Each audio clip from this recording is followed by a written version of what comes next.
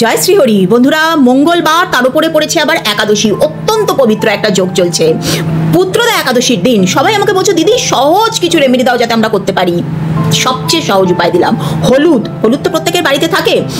হলুদ ভগবান বিষ্ণুর কিন্তু ভীষণ প্রিয়। হলুদটাকে একটু বেটে নেবে, সেই হলুদ মিশ্রিত জল তৈরি করবে। সেই জল দিয়ে 1 নম্বর বাড়ির সমস্ত জায়গায়, সদর দরজা, বেডরুম, বিভিন্ন জায়গাতে, বারান্দাতে জলকে ছিটিয়ে দেবে।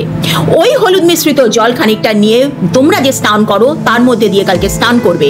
এবং তোমরা সবাই জানো তুলসী দেবী ভগবান বিষ্ণুর প্রিয়া, সুতরাং কালকে তুলসী গাছের গোড়ায় ওই হলুদ মিশ্রিত জল কিছুটা ঢেলে দেবে। পুত্রদা একাদশীর দিন মা লক্ষ্মী স্বয়ং মর্তে আসেন ভক্তদের আশীর্বাদ পূর্ণর জন্য। সম্ভব বলে পিতলের একটা ঘটির মধ্যে গঙ্গা জল নিয়ে নেবে এবং তার মধ্যে একটা 1 টাকা, মা লক্ষ্মীকে পুজোর সময় সবসময় 1 টাকার শিক্ষা দেওয়া হয়, দেখেছো? ওই 1 টাকার কয়েনটা গঙ্গা জলের মধ্যে দিয়ে দেবে।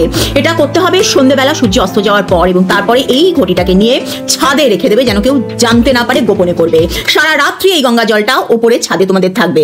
পরের দিন সকালবেলা চান করে উঠে এই শিক্ষাটাকে নিয়ে তোমরা একটা লাল পুটলিতে বেঁধে নিজেদের কাছে মানি ব্যাগে বা কোথাও রেখে দাও। ইচ্ছে করেই কিন্তু খুব সরল একটা সামান্য টোটকা বললাম, কিন্তু যতটা সামান্য ক্রিয়া ততটা কিন্তু অব্যর্থ টোটকা। করে দেখো, যে কোনো মনস্কামনা নিয়ে পুত্রদা একাদশীর দিন এই টোটকাটা তোমরা করবে, 100% ফল। ক্লেম করার জন্য কমেন্ট সেকশনে উইশ কথাটা অবশ্যই লিখো। জয় শ্রী।